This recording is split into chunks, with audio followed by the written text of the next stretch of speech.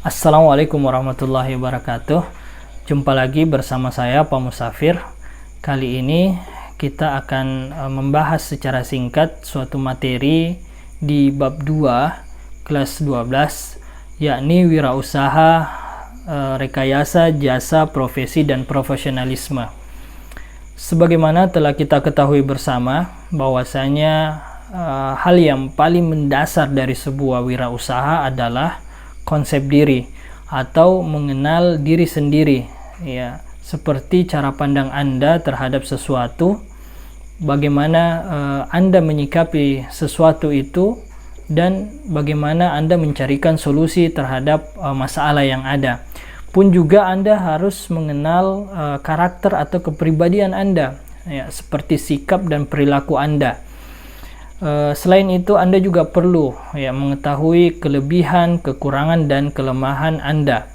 Sebab ada banyak orang yang menggeluti dunia usaha namun tidak tahu seperti apa dan bagaimana tentang dirinya. Hal ini penting dalam pengembangan wirausaha, terutama di bidang jasa, profesi, dan profesionalisme. Kita akan mencoba untuk menjabarkan dari setiap kata dari bab ini, sehingganya kita lebih memahami secara komprehensif, secara menyeluruh, ya, tentang apa itu wirausaha, rekayasa, jasa, profesi, dan profesionalisme. Ya, kita akan coba untuk menjelaskan apa itu rekayasa, apa itu jasa, apa itu profesi, apa itu profesionalisme, dan keterkaitan antara kesemuanya. Baik, yang pertama, rekayasa. Apa sih yang dimaksud dengan rekayasa? Jadi rekayasa itu merupakan implementasi atau penerapan sains, ilmu pengetahuan, dan teknologi untuk menjawab semua persoalan hidup manusia. Jadi ada banyak persoalan yang dihadapi oleh manusia dalam melakukan aktivitasnya, sehingganya diharapkan dengan adanya sistem rekayasa ini mampu mengatasi masalah dalam melakukan aktivitas manusia, ya, seperti penerapannya di bidang industri dan teknologi yang sudah kita rasakan kebermanfaatannya sampai saat ini.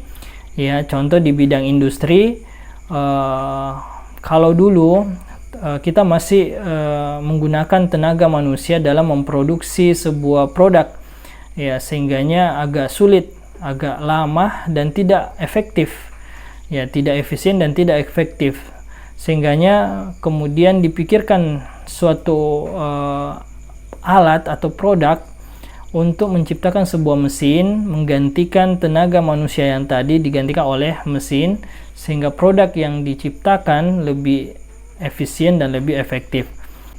Ya, di sisi lain di bidang teknologi, penerapan rekayasa, ya, dengan kehadiran komputer dan smartphone yang saat sekarang ini sudah menjadi alat bantu dalam beraktivitas, ya, sehingganya kita sebagai manusia terbantukan. Ini salah satu contoh dari sekian banyak contoh, ya, penerapan rekayasa ke dalam kehidupan manusia dalam membantu aktivitas manusia. Ya, kemudian yang kedua adalah jasa. Apa sih yang dimaksud dengan jasa? Ya, jasa ini kalau kita mau pahami secara sederhana adalah layanan. Ya, jadi pernah dengar istilah layanan servis? Nah, itu bagian dari jasa. Jasa sebenarnya ini adalah perbuatan atau tindakan yang memberikan segala sesuatunya kepada orang yang membutuhkan, ya, sehingganya jasa ini punya nilai, ya, yang melekat pada diri seseorang.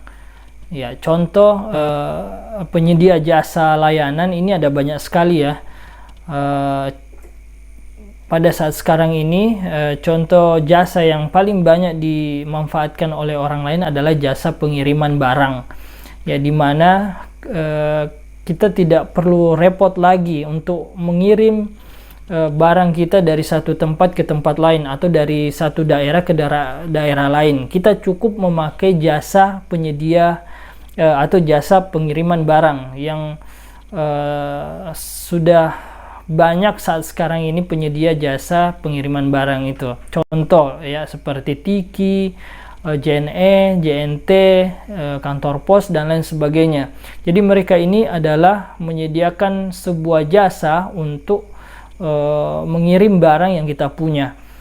Ya, selain itu banyak jasa selain pengiriman barang, ada juga jasa laundry, ya, jasa pengetikan, jasa dan lain sebagainya ya. Kesemuanya ini bisa menjadi sebuah alternatif untuk kemudian membangun sebuah usaha. Ya, kemudian yang ketiga adalah profesi. Ya, apa sih yang dimaksud dengan profesi? Ya, jadi profesi ini adalah sebuah istilah yang merujuk pada suatu pekerjaan. Jadi kita garis bawahi di sini adalah pekerjaan. Profesi itu adalah pekerjaan yang membutuhkan ilmu pengetahuan, skill atau keterampilan khusus, ya, keahlian atau keterampilan khusus.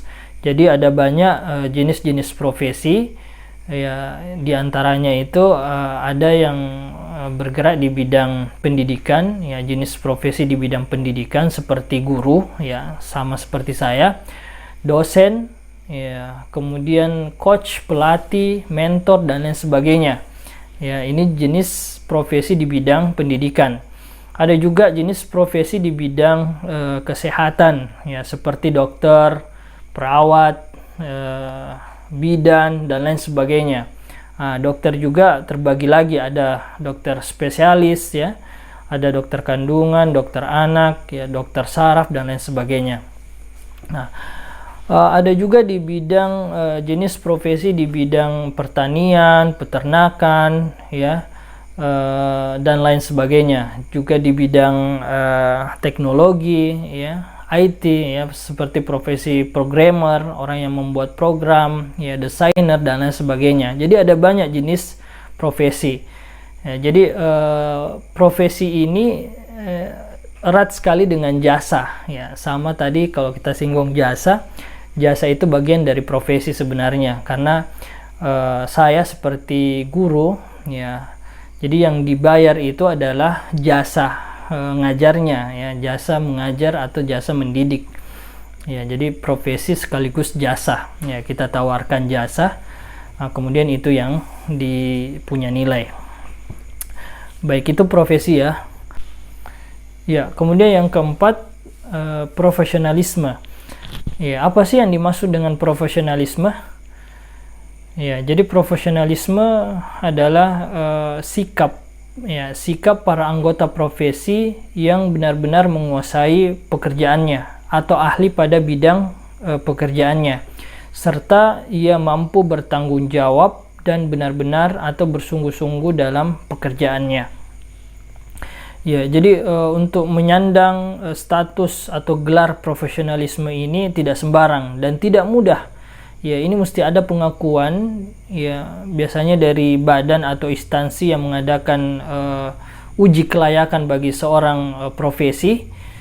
Biasanya ditandai dengan adanya sertifikat pengakuan bahwasanya dengan sertifikat itu menjadi tanda bukti, ya, bahwasanya orang ini adalah betul-betul profesional di bidang pekerjaannya. Ya, jadi itu profesionalisme. Ya, kemudian yang kelima, apa saja sih manfaat dari jasa profesi dan profesionalisme? Jadi ada banyak manfaat dari jasa profesi dan profesionalisme.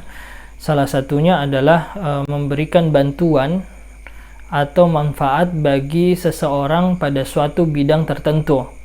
Ya, jadi memang diharapkan bagi setiap orang itu punya keahlian atau profesi di bidang tertentu sehingga ia punya kebermanfaatan bagi orang lain. Ya, bisa dapat membantu bagi yang tidak tahu dan memudahkan, ya, bagi orang lain.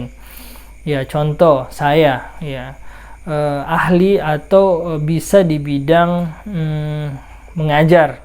Ya, tetapi tidak bisa, belum tentu mampu di bidang yang lain. Maka saya perlu orang yang mampu di bidang tertentu. Baik, yang keenam, bagaimana sih cara meningkatkan profesionalisme dalam bekerja? Jadi ada 5 cara meningkatkan profesionalisme dalam bekerja. Yang pertama, Anda mampu mengenali diri sendiri atau konsep diri, sebagaimana kita sudah jelaskan di segmen awal. Kemudian yang kedua, mengasah skill ya atau keterampilan dengan cara terus belajar dan berlatih dan menambah wawasan Anda terhadap pekerjaan Anda. Kemudian yang ketiga, manajemen waktu atau manajemen aktivitas yang baik. Ya, diusahakan semua aktivitas Anda itu berproduktif. Kemudian yang keempat, fokus kepada hal-hal yang penting. Jadi usahakan yang tidak ada kaitannya dengan profesi Anda yang mengganggu tentang kualitas atau tumbuh kembang Anda itu dikesampingkan dulu. Anda fokus kepada hal-hal yang penting saja. Kemudian yang kelima, membangun relasi dengan orang-orang yang baik. Nah, ini yang penting ya, sebab dengan Anda membangun relasi atau hubungan dengan orang-orang baik, maka feedbacknya akan kembali kepada Anda dengan baik pula ya. Oke, kita telah sampai di segmen terakhir, dan sebagai kesimpulan dari materi ini, bahwasanya untuk menjadi seorang wirausahawan yang sukses ya, khususnya di bidang wirausaha rekayasa jasa profesi dan